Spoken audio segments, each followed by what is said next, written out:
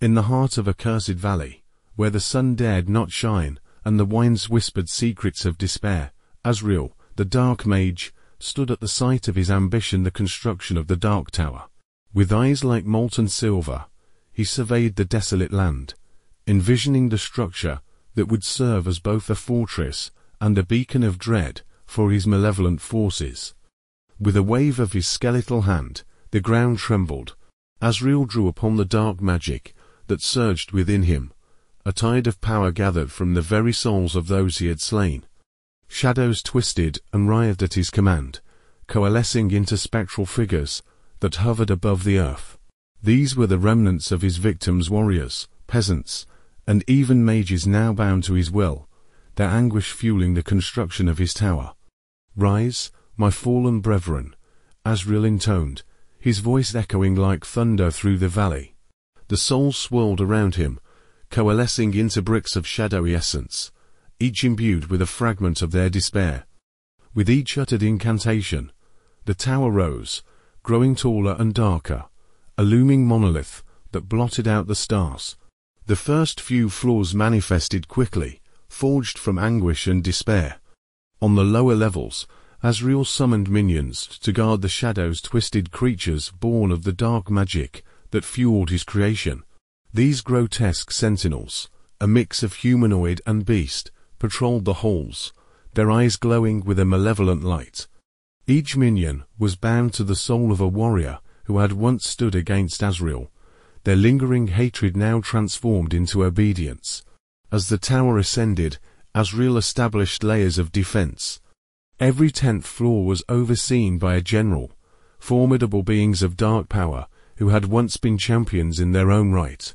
These generals, clad in blackened armor that absorbed light, were the vengeful spirits of those Azrael had defeated in battle.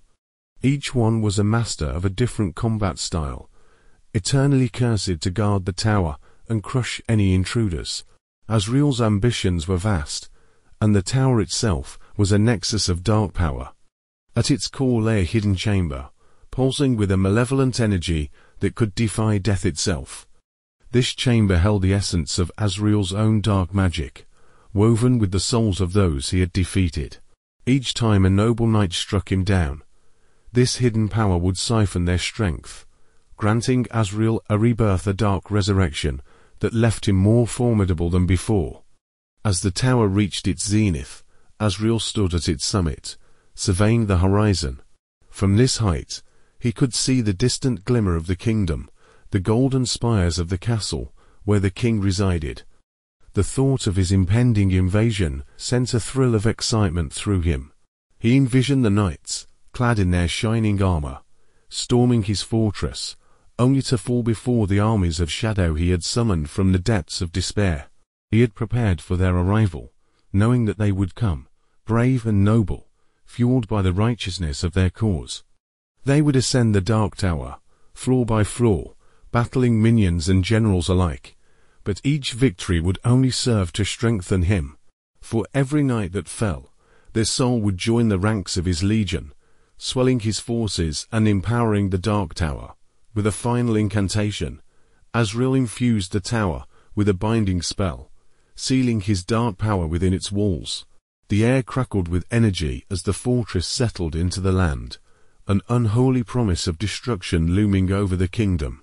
And so, in the cursed valley, where shadows danced and echoes of despair reigned, Azrael awaited the day the knights would come to challenge him, their valor destined to feed the darkness he had wrought.